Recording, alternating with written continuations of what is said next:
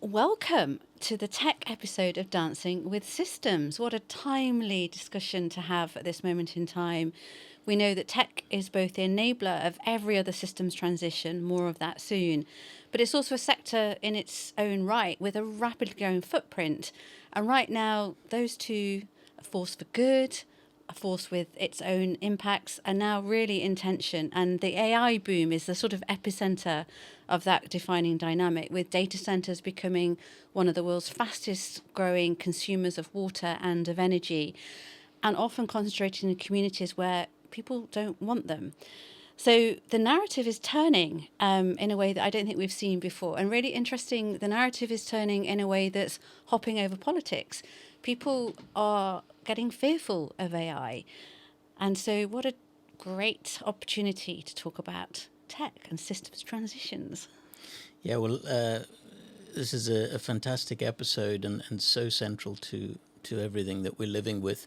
Let me put a few numbers to some of those opening remarks that you made. So the five big tech companies are now spending more than the oil and gas industry on capital investment.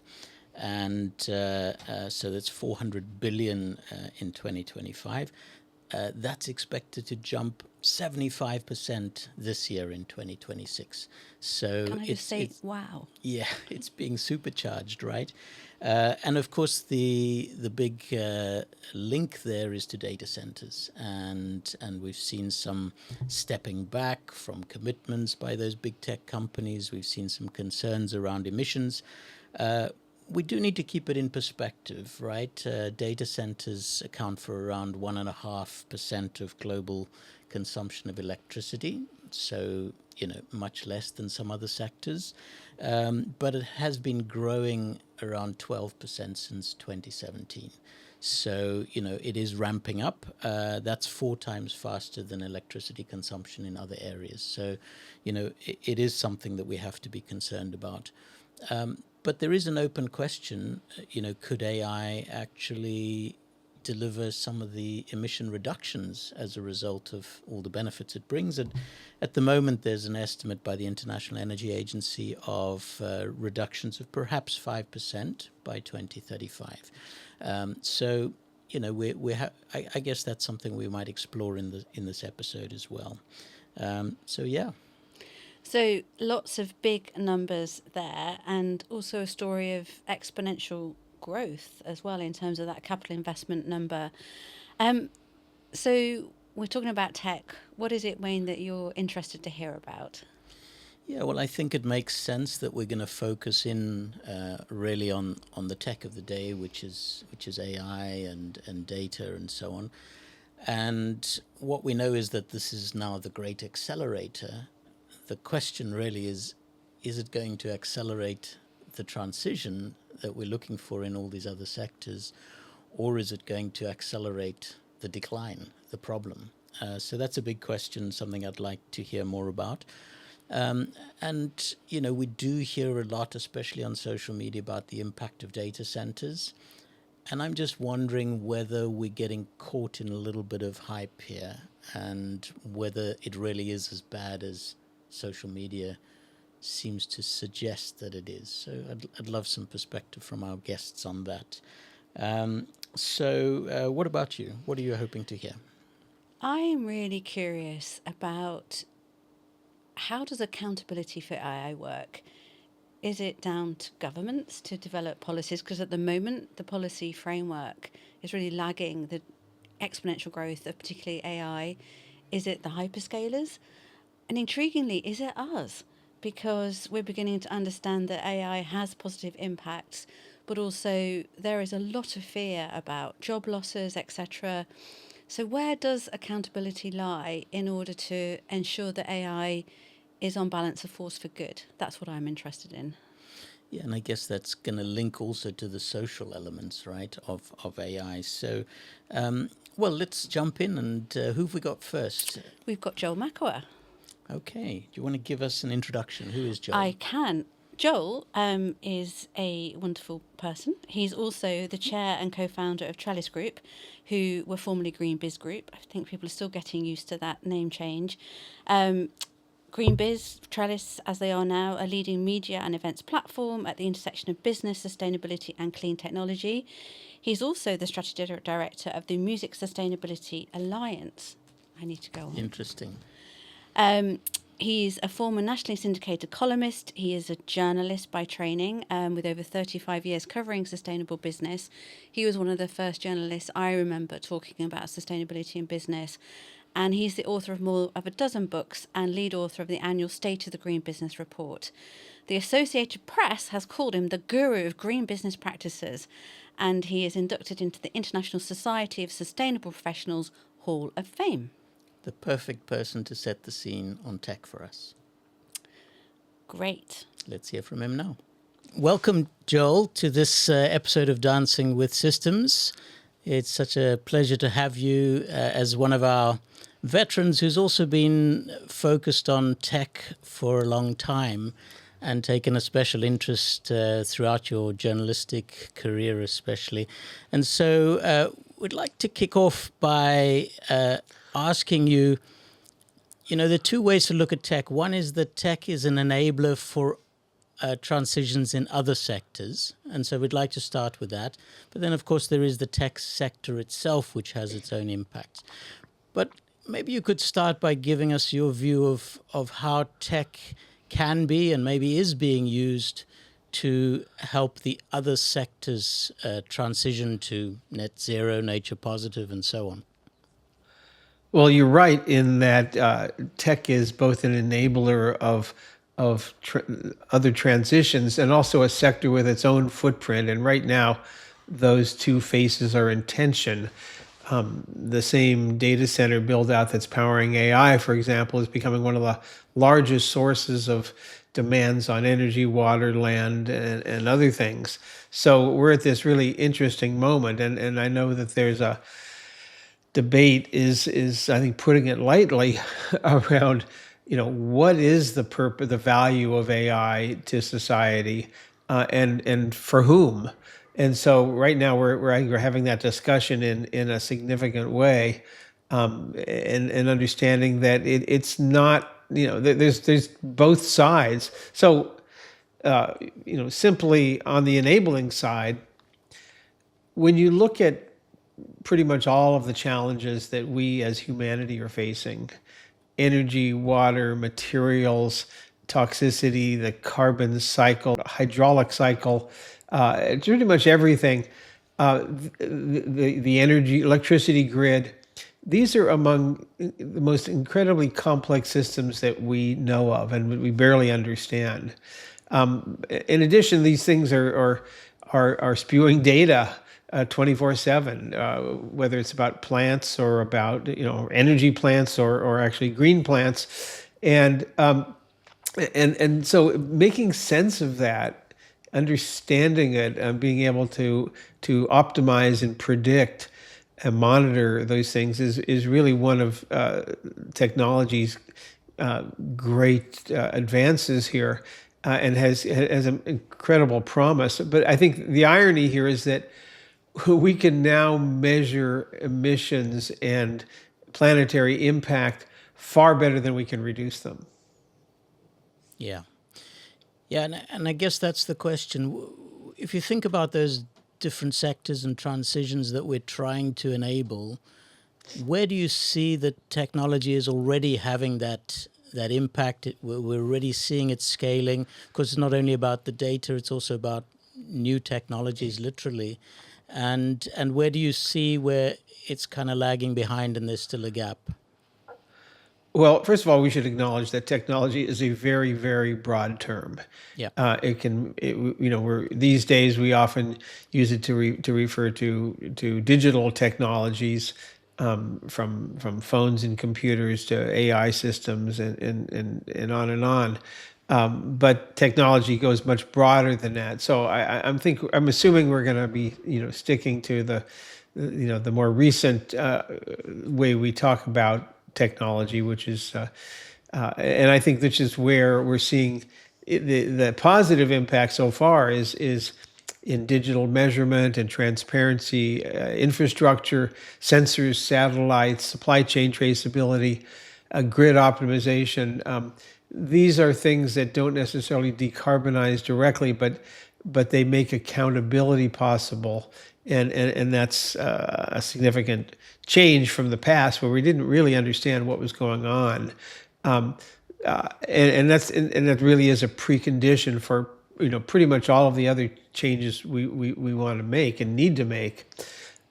So again, as I said before, we know how to measure things and monitor things. We just don't know how to change them for the better.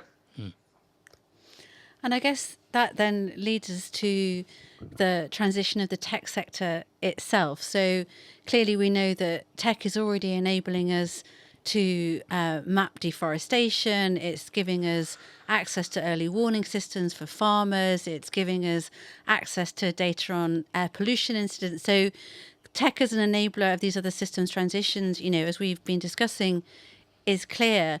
But then if we look at the impact of the tech sector itself, where do you think we are, Joel? And what are the sort of the big challenges that we need to overcome?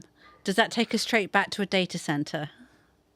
Well, inevitably it does, because so much of what we're talking about is either happening in the cloud, which originates in a data center, or in AI, which of course is a data center as well. And largely as a result of data centers and all the devices that flow into and out of them, is that the sector's own transition is going backwards on the metrics that matter most, because AI, the compute demand, is outpacing the efficiency and clean energy gains. And so the biggest tech companies, the Googles and the Metas and ChatGPT and all the others, or OpenAI, their emissions are actually going up, and at a time when they had committed to making significant reductions. And so that's a challenge. And the good news is we have a lot of those solutions. We know how to drive data centers, or create data centers that are energy and water and possibly positive.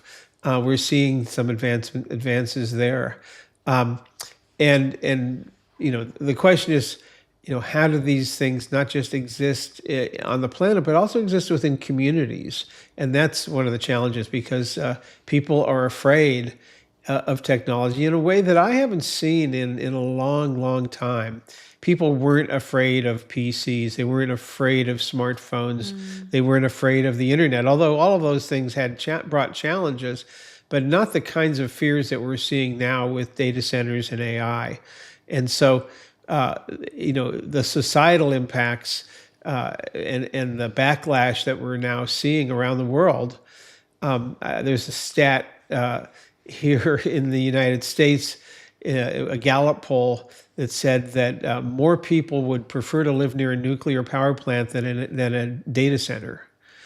I mean, that's astounding. Even if it's not exactly true, even if the people are exaggerating, just the thought of that, or the fact that it might even be, on a par with a nuclear power plant, is just an amazing development. And so we need to be addressing, and a lot of those things are both environmental fears of these data centers using too much energy and water, but also the fears that the technology itself brings in terms of job loss, changes that people aren't necessarily looking forward to, child pornography, so many challenges, cybercrime, and so on. So, if you go beyond the planetary boundaries and look at the societal boundaries, if you will, these have some significant challenges.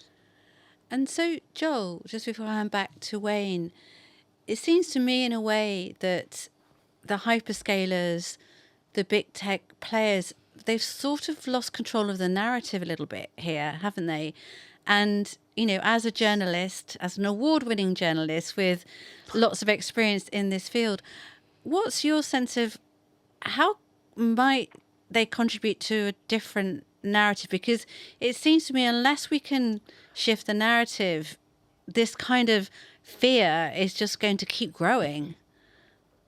Well, that's a really tall order, Sally. I think the technology in and of itself isn't going to shift the narrative. What's going to shift the narrative are the data center providers, the AI companies, the hyperscalers coming in and showing the benefits and working closely with communities to help them understand, first of all, address their concerns and then understand how these can be helpful in optimizing systems and creating new opportunities in reducing the kinds of negative impacts on the planet that we know all too well. But those right now that these companies have been far more enamored with their own technology than trying to make that make sense to the people who are impacted most, and those right now are in local communities. So, at some point, there will be, as I said before, energy and water positive data centers that will actually be welcome in the communities because they'll be providing some environmental and social goods. As I said, those technologies exist, but they're a ways off. And certainly at the scale, scope, and speed of the data center build out, particularly in China and the United States, but around the world, we're not going to be seeing those innovations anytime soon, simply because most data centers are, only maybe incrementally improved from the previous one, and very few data center builders have been fired for making the next data center look pretty much like the last one. And so getting some of the technologies that have been around for years, waterless cooling technologies, for example, are still not as widespread as they could be.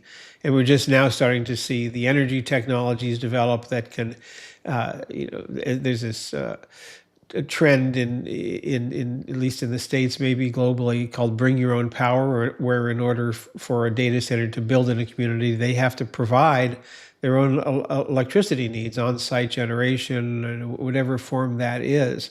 So until those become widespread and people start to see, oh, these are actually great benefits to our communities, then I think they'll start to look at what the technology actually does.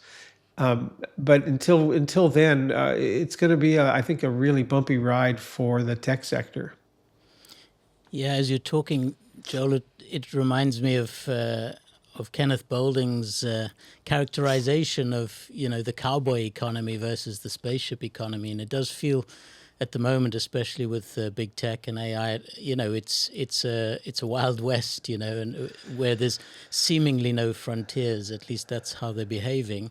But also, as you're talking, two other thoughts came to mind. One is, are we suffering from technology lock-in? It feels like quite a new technology, but the kinds of setups that we have for data centers, as you say, we're kind of replicating them, but there are better ways to do them. It's just that, now that we've already invested in this kind of setup, it seems hard to change. And my sort of follow-up and final question really is, so where does that leave us? What are the levers for changing this behavior, for getting to the kinds of efficiencies that we believe are probably out there? It's very early days, right? So this should go down an efficiency curve as well, and an innovation curve. So where do you see the main levers? Well, in simply put, we need to set a high bar and a high floor. So we need to, in communities, need to really start pressing data center builders in ways that they haven't yet. There, as much protest as there has been, as much of a big of a backlash as there has been, it really hasn't had gotten traction as a national movement. I think we're going to see that start to shift here in the United States. For example, it's going to become a big issue in the 2026 midterm elections. We're seeing that already. And as it becomes a sort of a cause célèbre for, and it crosses over left and right politics, left, right, and center. It's amazingly bi or tripartisan here.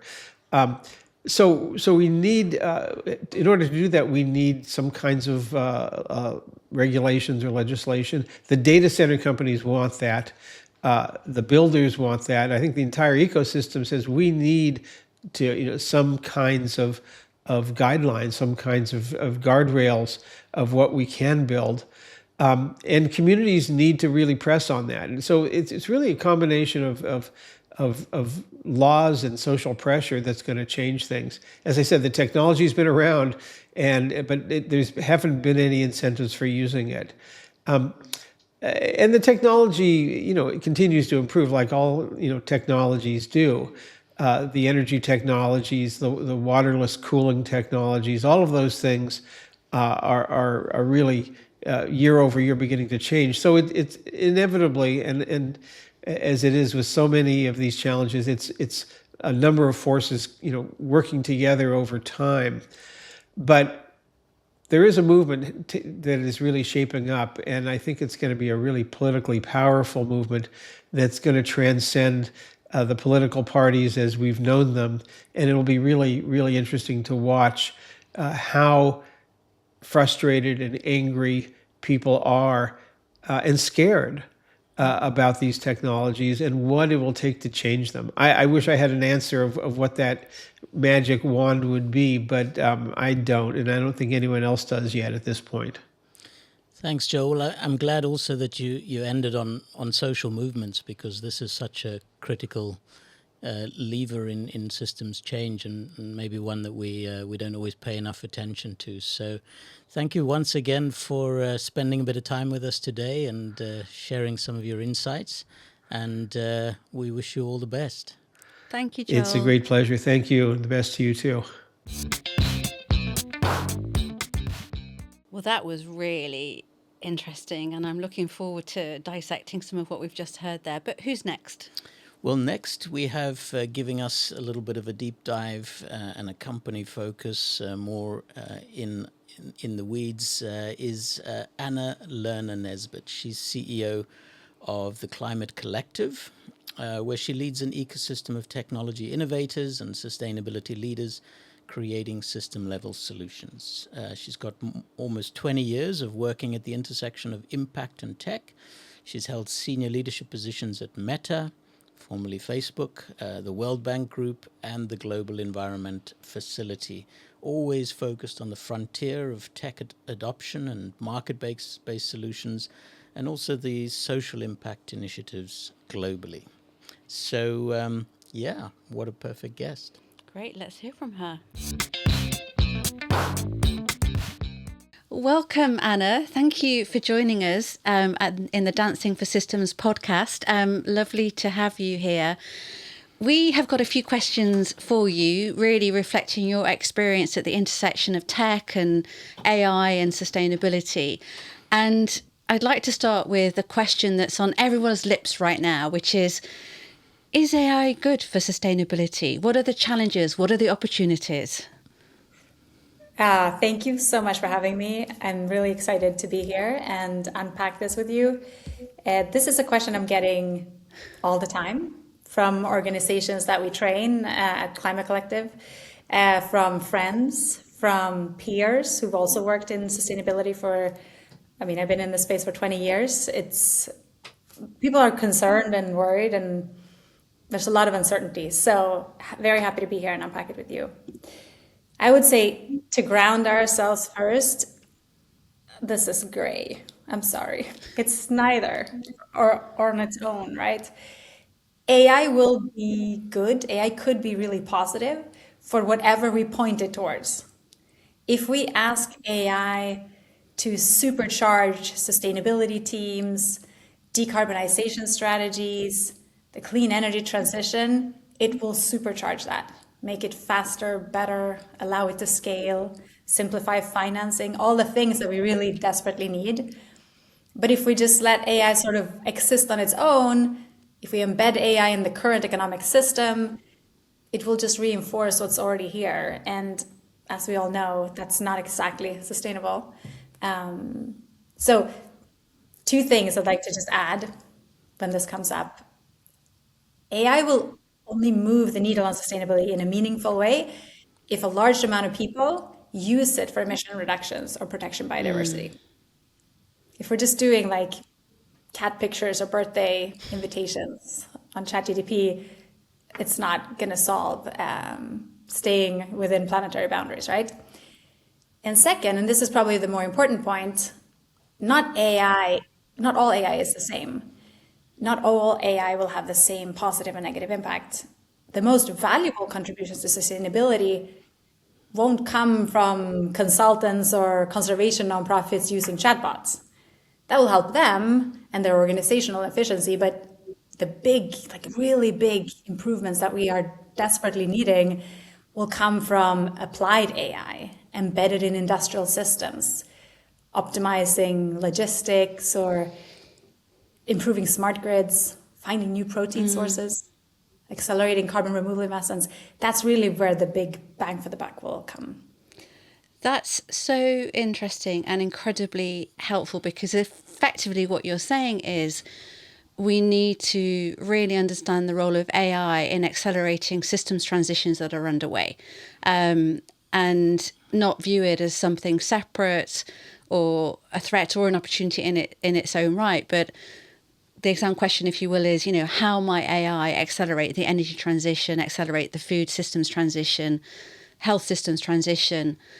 On that basis, then, how do we get that message out more concretely and cut through all the sort of noise about AI is going to destroy jobs or AI is going to clean my data for me? How do we sort of elevate that sort of strategic application of AI? It's a great question. I think currently the big narrative out there is kind of anchored around fear.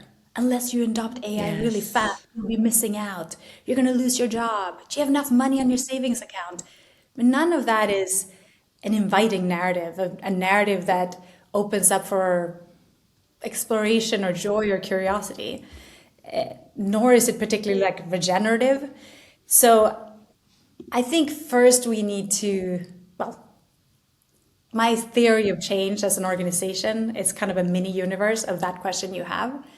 I think one is educating people, helping people understand what AI is, what it isn't, and when it could augment or complement humans and human expertise, and when it really shouldn't, because the risks are too high. I call that AI literacy. So like raising AI literacy amongst the general public, amongst civil society, amongst governments. I mean, how could governments regulate this technology if they don't quite understand it? I mean, that's right. So I think lifting understanding and talking about it is one really critical component. The other piece is to invite for transparency. I mean, we do trainings for conservation nonprofits, net zero alliances, corporate sustainability teams, and I can't even tell them with real numbers exactly what their AI footprint is. So that creates this kind of uncertainty where people are like a bit worried, but pushed to hurry up and quickly adopt this so they're not missing out. And as humans, we always find a way to game the system where we always start optimizing for like, who's using the most tokens, who's burning the biggest AI, who has the biggest AI bills, and like none of those indicators are KPIs that we should really measure ourselves as a society. So yeah, I think agency, like building agency amongst people, civil society is really the key here. And Anna, when you talk about the narrative and the fears and the uncertainties, certainly in our space where we're concerned about sustainability, the first thing that comes up is AI's energy footprint, and then AI's water footprint, and then, of course, all of the ethical issues around how AI might be used. And I wonder how you see that also in contrast with the potential upside, even on energy or on water or on many other solutions. Is there a kind of net positive narrative as well that we're failing to get across? Yes. There's very little research with actual data on this yet. It's a new topic, but there's just not enough information out there, so we can't quite measure the exact energy footprint or the exact water usage of certain facilities. I think that's silly, because think about when you go to a grocery store, you can often find out which fishing boat a specific fish was caught on. You can even find out what were their fishing practices. Like, we've figured out a way to trace a lot of information through value chains. Why can't I know where my AI was processed? If I'm using Claude, why can't I know what data center those prompts were routed via? I mean, technically it's totally possible. So it's not just a matter of like, I can't access that information. Yeah. I mean, it makes a big difference, I think, if your AI was processed in a data center operating on a dirty grid. Like, I'm from northern Sweden, I'd feel really good if my prompts were routed through that data center in northern Sweden that has almost entirely renewable energy. But I would feel really uncomfortable if it's going through a data center that's now powered by natural gas, because then kind of my impact as a sustainability organization just feels it feels misaligned. Yeah. And maybe also to remind people that we're at such an early stage with AI. And if we looked at the efficiency of the internal combustion engine when it just came out, it would be terrible. Same with solar panels. So, I expect a technology innovation curve that will happen there as well. But what do you say to companies now who are grappling to internalize, to adopt, to apply AI? What you hear so much about is maybe speed over wisdom, I would say, just trying to do it faster and as quickly as possible. And then I've also heard talk among businesses about the difference between using AI as a tool and becoming AI native, which I think speaks more to what you were saying is, we're actually using it to change our products and our services and our processes, not just to become more efficient. Yeah. All of these points are quite poignant right now, and I think you're right. We're so early that even someone like me, who I spend all my waking hours thinking and reading and doing sustainability and AI, and still there's so much that happens every day that I'm struggling to keep up with. I think for corporations, when we work with sustainability teams, corporate sustainability teams, they're struggling from kind of a large responsibility and burden of reporting requirements often, and kind of communicating why a green option makes sense for the corporate narrative. And I think AI can be really helpful here. AI really can act as that kind of bridge that ties together different investments and different strategies across a company. AI can also help them produce certain things, let's say like sustainability reporting. Using AI to enhance that can make a lot of the kind of burdensome, heavy data processing slim down, and instead allow them to focus on kind of the more, where their human judgment is more important, and kind of where connections and that humanity is more valued. So I think there are really great examples already emerging of how corporates can embed AI in their own sustainability strategies and programs. I think a responsible AI approach would be to also support regulation. I think corporates have a really important role these days in like underlining the need for regulation. We missed the boat on regulating social media, and see where that got us. I think self-regulation has also not worked well for climate or nature contributions. So I think we have an opportunity here to do this better. And last one, I would tell corporates too, look at your suite of partners. Who do you partner with? Do they know how to use AI well? Could you support them as you're learning how to do this responsibly, sustainably? Could you support your partners in doing the same? For example, we partner with Klarna, which is a large fintech company in Sweden. they're a long-standing backer of climate and nature entrepreneurs. The first thing they did was to ask their portfolio companies if they have the resources to use AI well. When they realized they didn't, they then came to us and asked if we could help build AI literacy in their companies. Yeah. And just from some trainings and interventions, we're already seeing this massive boost in these organizations' output, saving costs, reaching new fundraising targets, and having an impact. Yeah. And that wasn't possible before. So I think corporations have a really new level of kind of responsibility looking inwards, but also responsibility looking outwards for their partners and Yeah. value chain. Anna, just our last question to you, if we can. That was a really lovely and different insight into AI, particularly how AI can be framed as potentially accelerating these systems transitions. Would love, I guess, your advice for organizations that are committed to their role in systems transitions.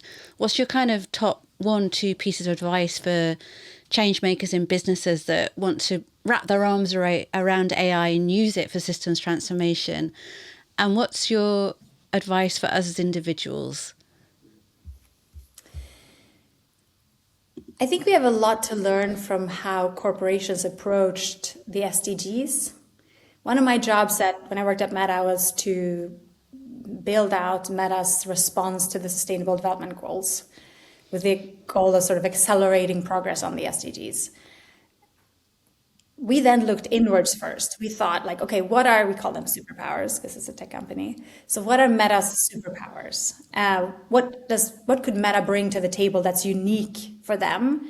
And in our case, when we looked at then trying to match that with the different SDGs that were priorities, we found, well, we have unique data sets, we have unique AI capabilities, engineers, and compute.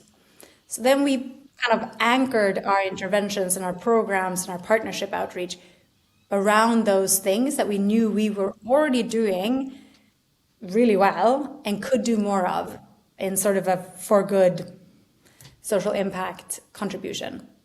So I would say at least for corporations, think about what you're good at and try to anchor your sustainable AI strategies, interventions, principles around that, because that will just lead to a much more long-term sustainable contribution versus, doing something kind of like that's not core to your business.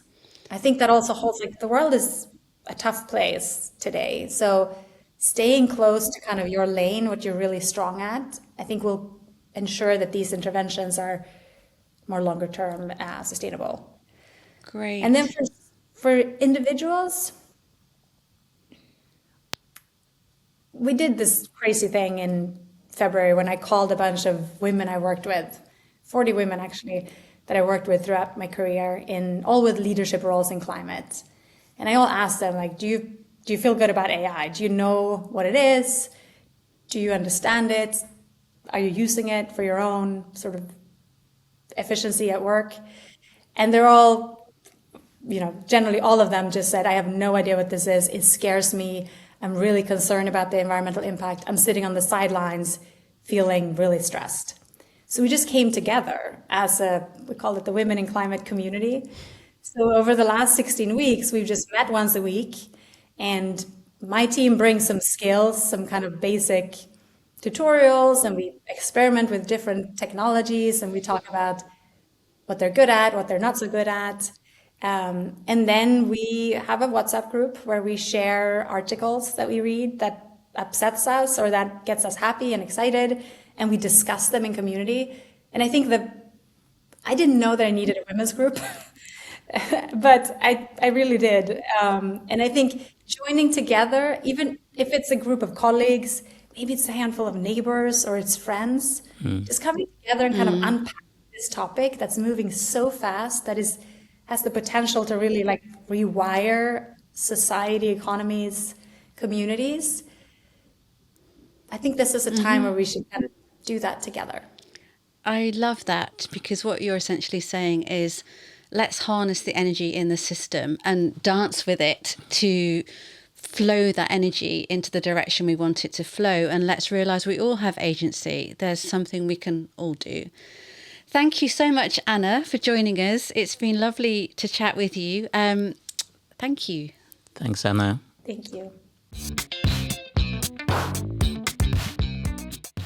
That was also really, really interesting. What struck you, Wayne? Well, I think what came across for me is that, whatever you point AI at, it will accelerate, right? That's really what it's doing. It's like a supercharger. And the question that emerged from these discussions was, it doesn't help to accelerate in a broken system. So it doesn't alleviate the necessity to actually change the system itself. And if we're able to do that, then AI could probably accelerate the solutions. So the question we always have to ask when we're talking about AI is, AI for what? What's it being pointed at? How about you? What intrigued you? I think that's really interesting, actually. AI needs the right architecture. But I think what struck for me was social movements when it comes to driving that accountability for AI, and particularly data centers, might do what policy isn't yet doing. I was really struck by the fact that people can see the data centers. They are lowering water tables in some parts of the US. Joel was talking about the fact that this issue has stepped over, traditional political lines, and communities are finding their voice. And I think that is really interesting. So could society become the accountability mechanism for AI and tech? Yeah, maybe a lever we hadn't necessarily anticipated. So could be very powerful. Well, what's the dance vibe you get for this sector, Sally? So I've thought about this a little bit, and I'm going to go for the Paso Doble because it is a dance of incredible power. You've got the bull charging at the matador, but who's going to win? Because they're both really, really powerful, and it's dynamic, it's fast-paced. And so when I think about tech, there's a big Paso Doble going on right now between the hyperscalers, community, society, policy, and where will that cape go? Yeah, and there are red flags there, right? Absolutely. As there are in tech. Well, that's it for this episode, and we look forward to you joining us next time when we dive into another sector. Thank you.